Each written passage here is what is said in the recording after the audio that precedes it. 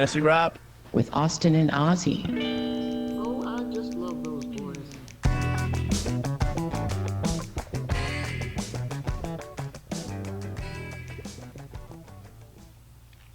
Hey everyone, this is Fantasy Rap, and I'm your host Ozzy. And I'm your co-host Austin. You can find us on fantasyrap.com. That is fantasywrap.com. Hey everybody, welcome to the follow-up to week 10. Mm-hmm. We're going to start with how we did. How'd you do? I went 3-1. Nice. Yep. I got my revenge on Nick in the Yahoo League because he beat me last week in the Dynasty League that we were in together by 5 points. So I hung 130 or 124 or something, or 134, and he scored 98. Yeah. Yeah. That's 5. Yeah, having Jalen Hurts, on Nick's team for his quarterback was not good, and I had Devonta Smith, so doubled up has outscored him with the receiver that he was thrown to. So Dynasty in our league had the top score this week. I had the bottom score. Yep. Yeah. I know you're doing it on purpose, but you had 70 points. And half of that came from my quarterback. Yeah. And I've got, how many do we play? Like 12 or? Well, a quarter. Super flex. Three receivers. Three running backs, 3 receivers, a tight end, and 2 flex. So 2, 5, 8, 9, 10, 11. Mm-hmm. Does that sound right? 11? Sure. So one of my 11 scored half of my points. Nice. Yeah. Nice. So, yeah. But I'd lost again in the Dynasty League that I'm in with Nick. I lost again. I had 144, which was a good week, but I was playing the number 1 scoring team this week, who had Achane and Jahmyr Gibbs. So, not much I could do there. I mean, like I said, I still put up a really nice week with my team, but, tough when you're going against, what was that, 70-something combined points, almost 80 combined points between 2 guys. Yeah. So, yeah.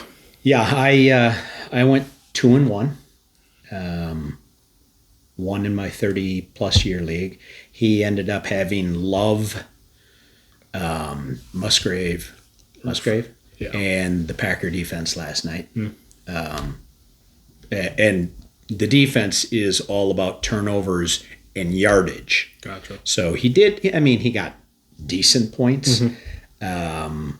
But I had Jahmyr Gibbs, and pretty much all that mattered. His guys just, none of them came to perform. So I got lucky.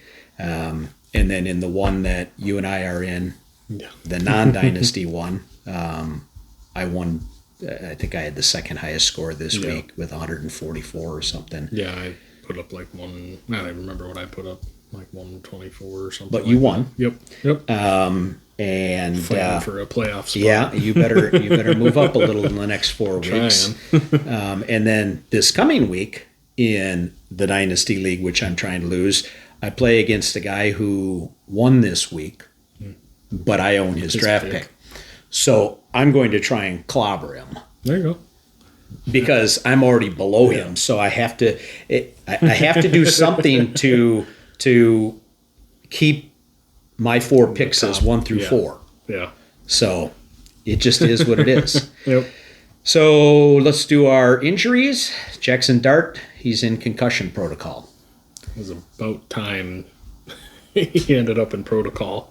Watch him when he plays. And he finishes runs. Yeah.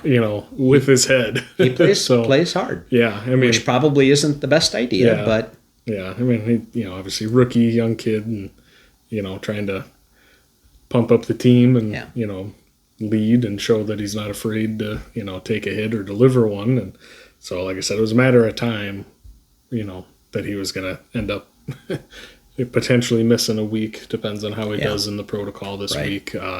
If he misses, then it's Russell, and you don't know if you're going to get Russell versus Dallas like we had earlier this year, where he was the number 1 quarterback, or you're going to get what we've seen the last couple of years, which is absolutely horrible. Right. And, which is, aren't we playing we're playing the Giants this week, aren't we? We are. So hopefully it's the latter and we get the bad Russell, because we can't even beat bad teams, like the Panthers. And Yeah, well, You know. with the way the Packers are playing and they're being coached, they can't beat anybody. Mm-hmm. That's a team that should be 9-0. They've lost 3 games by 3 points and tied. Mm-hmm. Every one of those games obviously was winnable Yeah. because we only lost by 3. And And we gave having- up 40 points to Dallas. Mm-hmm. And that was without CeeDee Lamb. Yeah. So, we have a great defense. Sure, we held Cleveland, Carolina, and even Philly to, 10, 12, 13, whatever points. Mm-hmm. But our offense, you aren't going to do anything with Yeah. the way that offense is being run. Yep. So, moving on, we've got J.K. Dobbins. Unknown how long he'll be out with a foot injury. He was livid. He thinks a hip drop was used on him. Yeah, I did hear about And he used, as Giannis Antetokounmpo would say, he used the elf word.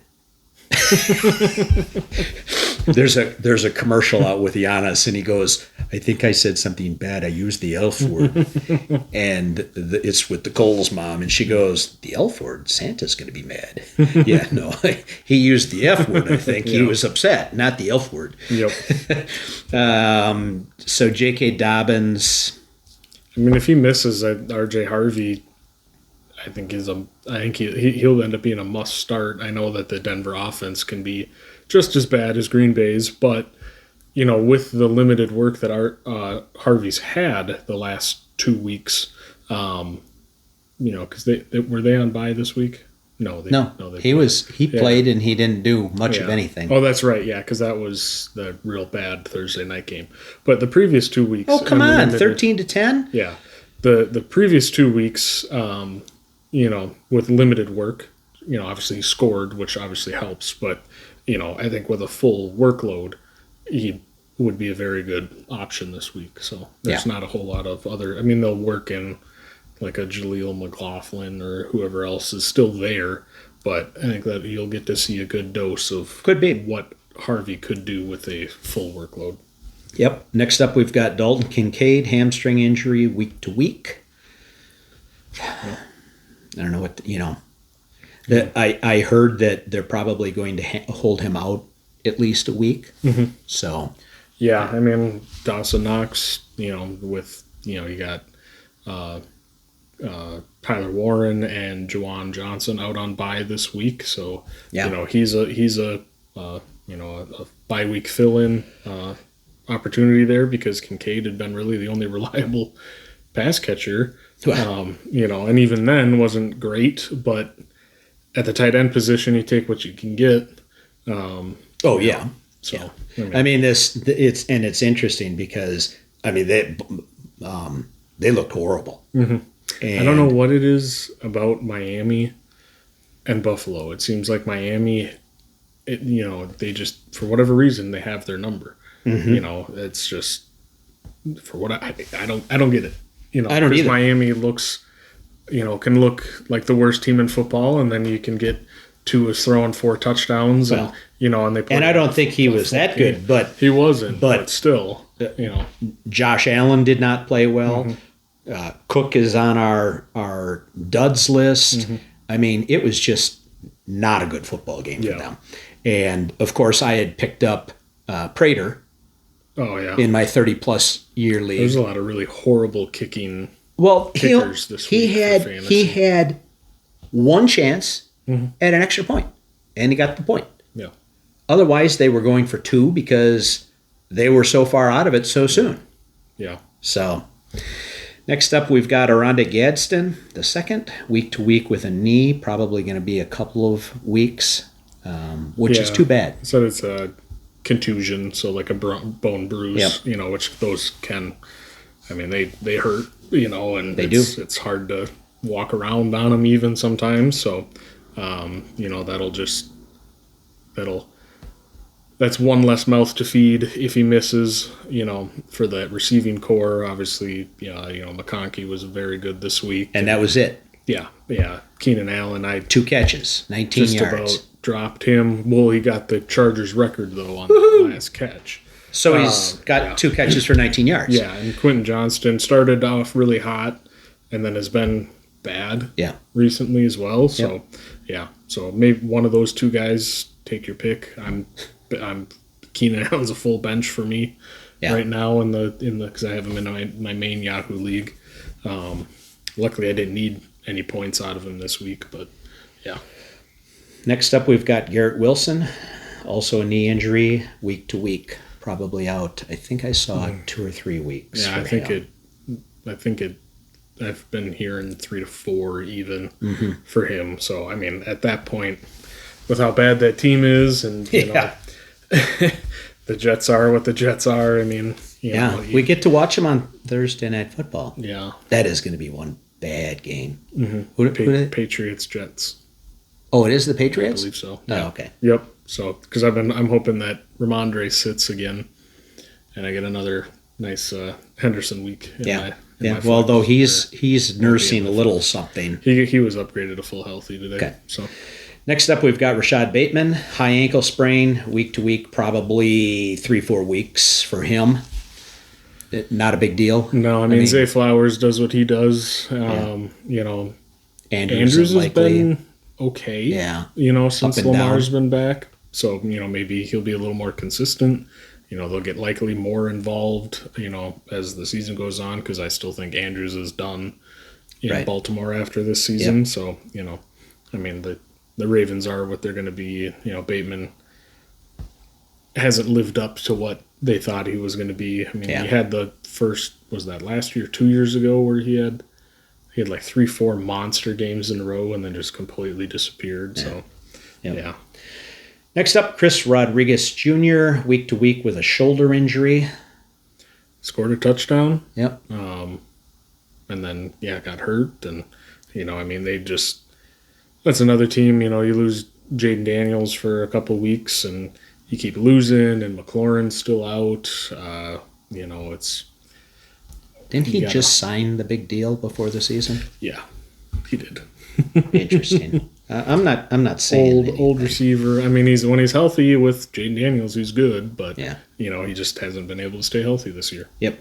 Next up, Terrell Jennings, knee, unknown how long he'll be out. There wasn't a report this morning. No, I mean that.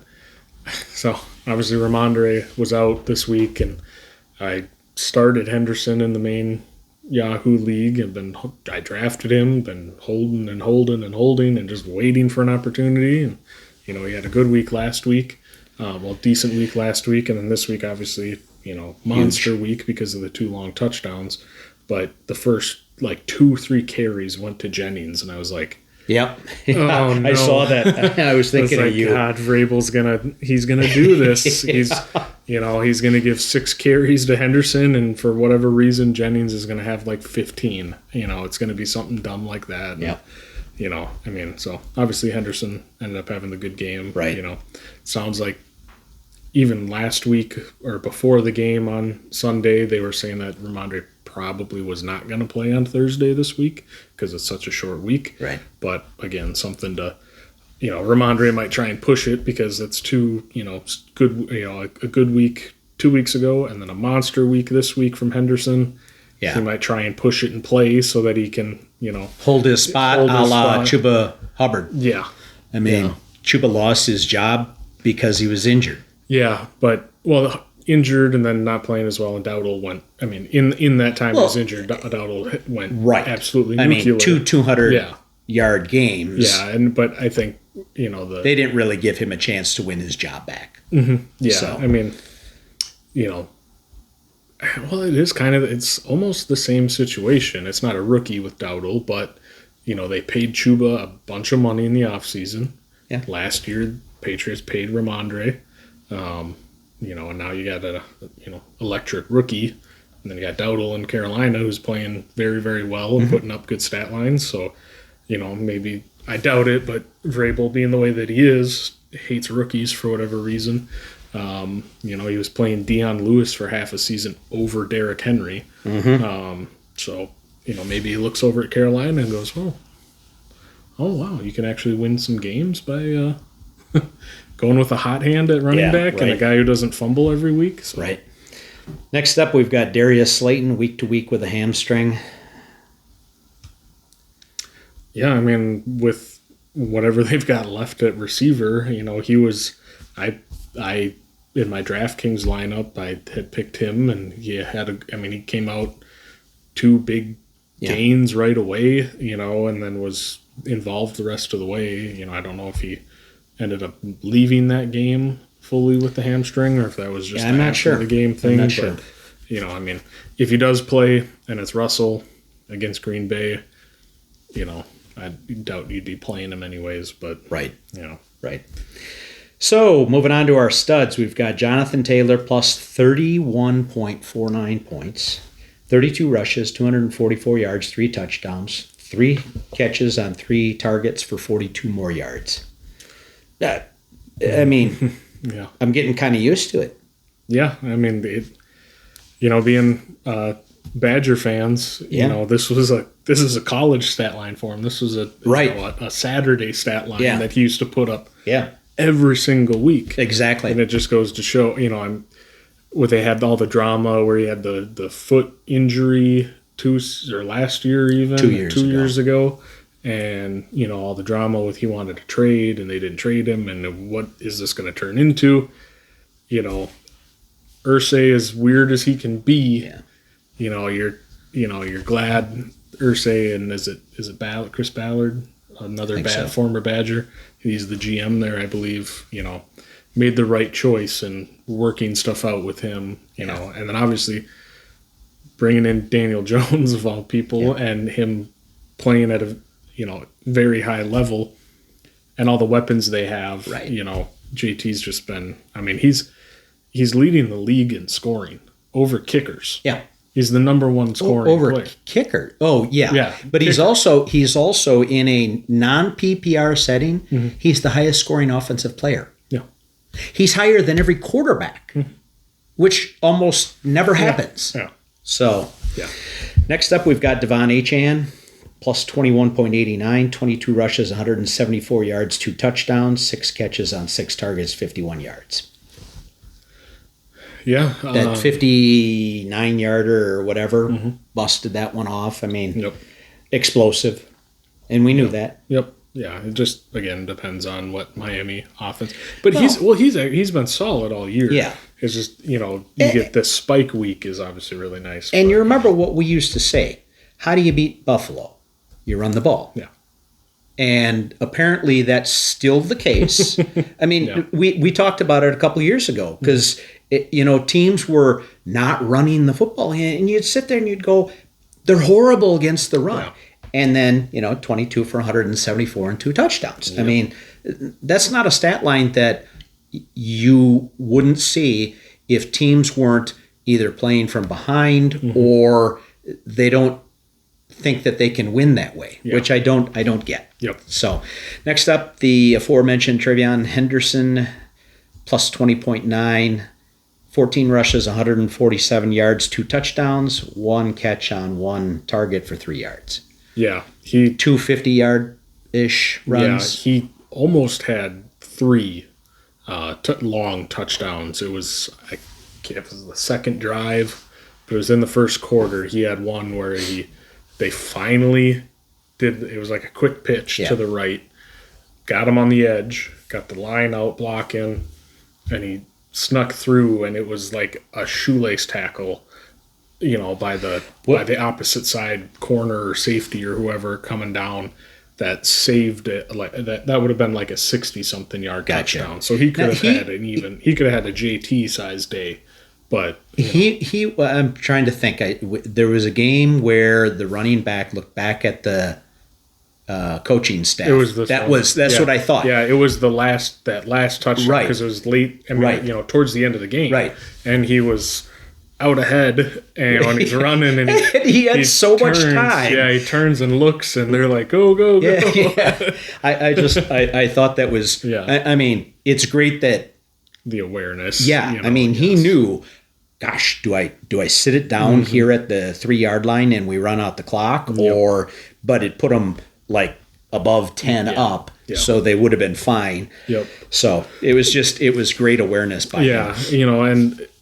And playing against Tampa Bay, the interior of that line with Vita Vea and those other guys, you cannot run on the inside of on the inside. Vita Vea eats up 3 people. Yeah. So you Literally. have to run the edges, run your outside zones, sweeps, quick pitches, all of that stuff. And when they did, it worked. Yep. And that's been one of the main gripes when Henderson has gotten any opportunities, is Vrabel just keeps sending him up the gut. Yeah. And then once he would flash here and there where he'd get like a nice 8, 9, 10-yard gain, and it'd be on the outside because he's quick and he's elusive and, has good vision when it comes to running to the outside. But, he is a smaller back, so you try running him in the middle, it just doesn't work. Right. So it was funny, though. I don't remember if it was that last touchdown or the first breakaway. I think it might have been the last one. They had a D tackle in at fullback. Wow. And they ran that, and the D tackle pulls out and literally takes out 6 Tampa Bay Buccaneers defenders because he blocks the one guy, and then he kind of falls, and as he's going down, essentially blocks like 3-4 more guys as he hits the ground. Leg and rolls. whips him. No, I'm kidding. But he just hit the ground and rolls, and and that cleared the way. It was Yeah. just if you watch that highlight, it was pretty funny. Yep. Next up, we've got Jahmyr Gibbs, plus 20.1, 15 rushes, 142 yards, 2 touchdowns, 3 catches on 4 targets for 30 yards and another touchdown. Mm-hmm. And I think, if I'm not mistaken, the first handoffs went to Monty. Yeah. Or several of the first drive, and I'm just like, Yeah. no. Yeah. Well, they had come out because you were here, and I was sitting there going, I need a touchdown. I need a touchdown. And he just kept on bringing them. Yep. And then I said I could really use one out of Kittle, and Kittle got me one. Yeah. I mean, that's after last week. Remember, I had 0 offensive touchdowns from my entire team. So made up for it this week. Yeah. I mean, and they had come out and said that they wanted to get Montgomery more involved, and get back to, not fully even, but back to that like 60-40 split. Why? Why? I don't know. You've got Jahmyr Gibbs. But if you watch that game, though, it seemed like, I don't know when exactly it happened, but Dan Campbell did take over play calling in that game. So, he was coach speak after, where, he's like, well, we're still all involved here, and it was just circumstance, whatever. But he had to go to the bathroom, so I took over. But we just blew up. Yeah. Next up, we've got Davis Mills, plus 16.87, 27 of 45 passing for 292 yards, 2 touchdowns, 1 interception, 3 rushes, 20 yards, and another touchdown. I think he was willing them to win. Yeah. And they did. Mm-hmm. Yeah, I mean, it was actually kind of a fun game to watch. I caught some of it on Red Zone, and it was like, yeah, it's just one of those you didn't expect. I mean, both of the matchups really were not great because that was Jacksonville, Houston, right? Because I had to play ETN. He ended up with a decent game because they finally got him a touchdown. Yep. But I was like, the matchup stinks. That's why I didn't start Parker Washington this week either. Yeah. I'm like, God, the matchup stinks, but who knows? And I mean, Mills, in the past when he's played, has had decent, here and there a decent game. QB or two, controversy? So, no. Let's move on to our duds. Start out with Bo Nix, minus 15.92, 16 of 28 passing for 128 yards, 1 touchdown, 2 interceptions, 5 rushes, not minus 2 yards. Yeah, it was horrible. Yeah, that was an ugly game. Yeah, Knicks can, the Broncos can do this, but they can also put up 33 in the fourth quarter. Right. And even that game, Knicks was horrible until the fourth quarter. Right. So right. I don't know what's going on there. And it was against the Raiders. I mean, I know. It's just, this has been the biggest year of not seeing the teams that one would expect to be winning. Not, and I'm not saying across the the Broncos board. keep winning, but they're winning by 3. But you and look their at defense you is look willing at them to win, but yeah. yeah. But you look at Buffalo, not in the lead in their division. Kansas City, not in the lead in their division. What was the other one in the AFC? Baltimore, not in the lead in their division. I mean, those three are perennially the top 3 seeds, or give or take. Yeah. And there's a good chance that none of them will even win a division.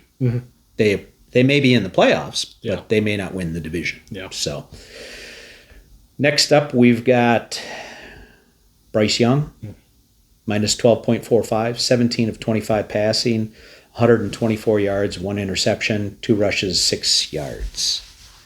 Yikes. Yeah. They ain't going to get it done. Nope. So I don't know what they do. I don't know. Sam Darnold, minus 10.95, 10 of 12 passing for 178 yards, 1 touchdown, 1 interception, 3 rushes, minus 2 yards. I wouldn't have even put him on here on the duds. Why? I mean, yes, technically it was a dud, points wise. It was. But it was he didn't. I mean, he threw 1 pass in the second half because they were just beating the absolute crap out of him. I know. You get 2, Dexter Lawrence fumble, scooping scores, but caused by the same guy both times the too. Fumble forced by the same guy. Yeah, sack, fumble, strip sack. Yeah, and DeMarcus Lawrence with 2 30-ish yard touchdowns. So you don't need, at that point you don't need to do anything. So Right. I mean, no, I know. But if you're playing him, yeah, I mean, if they was hadn't scored the 2 defensive touchdowns, he definitely would not have been here. I mean, he was 10 of 12 for 178 yards. Yeah, and of course the touchdown went to JSN had 80 and a touchdown or something like that. So I mean, I mean the touchdown was like 63 yards or something. I want to say. Was it a long one? It was a long one. Oh. He threw it down the right sideline. Yeah. But I mean, you're averaging 18 yards per reception. So like I said, he was having a really good game. But technically, he cost you if you were playing him. True. Because he didn't get near the points that you would expect. James Cook, minus 9.9, 13 rushes, 53 yards, 5 of 5 on receptions for 24 yards. No touchdowns. Yeah. They got behind. They had to pass more. He just didn't get the touches that he needed. Yeah. I mean, the targets and the 5 catches are nice. The yardage wasn't that great. Right. But, I mean, it was nice to finally, because there's been weeks where he hasn't gotten any targets. Right. But he's been really good on the ground. Right. So, I just... Probably need to rest him. Yeah. One of those down weeks, I mean, he'll be fine. So. Yeah. Next up, we've got Justin Fields, minus 8.74, 6 of 11 passing for 54 yards and a touchdown, 7 rushes, 28 yards. Did he get benched, or did they just not do anything? I don't remember. Because Breece Hall ended up having a decent game. Yeah, Breece had maybe, I'm not sure. So I didn't watch only 11 attempts. Right. Yeah. Moving on, we've got our waiver wire. Davis Mills, if Stroud misses, I think Stroud's supposed to be back this week. There's a couple names at quarterback, like I said, you got the Colts on bye, so, no Daniel Jones. You look at, matchup-wise, Mariota, he's not going to, hopefully won't destroy you. He's not going to get you 20, but, he does sufficient enough. Obviously, Jacoby Brissett. If Flacco's out there somehow still coming off he could be out there because they had the bye week. Right. Flacco, a rematch against Pittsburgh this week. I'm that if we get what we had the last time, be very happy. So there's a couple quarterback names out there in the streaming, that could do pretty good. Right. So Next up, I put Jalen Naylor on. He seems to have gotten McCarthy seems to like him, like throwing to him. yeah, And with the coverage schemes, I mean, they're trying to erase Jefferson, and they've done a pretty good job of taking away Addison lately. So Naylor, benefits from that. So yeah. I mean, that's throw him on the end of your bench and see. Same with I'd put Luther Burden there as well. yeah, you know, DJ Moore. I mean, he had nothing and got banged up.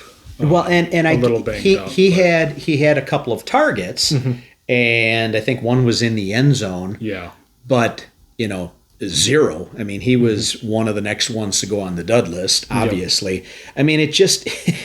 I mean, the week before, Rome Odunze was 0 for 3. Yeah. And I had played him, and I did end up playing him this week because I needed to, and he scored. So it's like we've said. I mean, they've got a lot of different mouths to feed, and Caleb Williams seems to be the type of quarterback that does not have a clear-cut favorite. Yeah. So he's going to throw it to whomever that is around and open. And that could be Burden, that could be, but at the same time, it kind of scares you. Yeah. Oh well, yeah. So, like I said, Burden for me is like rest to see. Just put him on there, see what happens. I mean, because he was still dealing with the injury, into the draft and into the season. Right. So slow ramp up. I mean, Loveland, you saw he was same thing, banged up coming in to the draft a little bit, and then slow build up, had the huge spike week. I mean, Burden, I was that like week 5 or something, was like 3 for 3 and like it's like 120 something and like 2 touchdowns or something. So I mean, with few targets, can be very efficient because he's that kind of player. Right. And DJ Moore, like I said, banged up a little bit. Has some decent games here and there, but just doesn't seem, he's not part of their next 2-3 years. So, you could have, I think, Ben Johnson starting to get the younger guys out on the field there. Yeah. So, yeah. Next up, I put Tyler Algier on here. I mean, he's one of the premier handcuffs. I mean, he was that the year before I think it was the year before Bijan, 1,000 yards and like 8-9 touchdowns or something like that. So very, very usable as a running back. Right. And they seem to put him in there a lot when the ball is inside the 5 or even possibly the 10. Yeah. Take away from Bijan. So last one, Tez Johnson. Yeah. 2 touchdowns this week? Yeah. Yeah. So, I mean same, I haven't heard much of anything on Mike Evans. Godwin as well, dealing with injury. Yep. Egbuka's crazy good. Yep. I mean, Cade Otton had 12 targets this week and had a very nice game. So he's another, like I said, Tyler Warren out this week for you. Juwan Johnson out this week. Rondé Gadsden. Yep. Stuff like that. If Otton's a fine play. Right. He's not going to kill you with 0. And I mean, you hope for a week like this, but especially if you're playing in PPR. Yeah, with Otton, you're safe anywhere between 8 to 12 is kind of his range, with the potential for a big week if he catches a touchdown or has that many targets. Right. So yeah. Yep. Agreed. Well, that's all I've got for this week, or we've got for this week. I am Ozzy. And I'm Austin. Have a great week. See you later.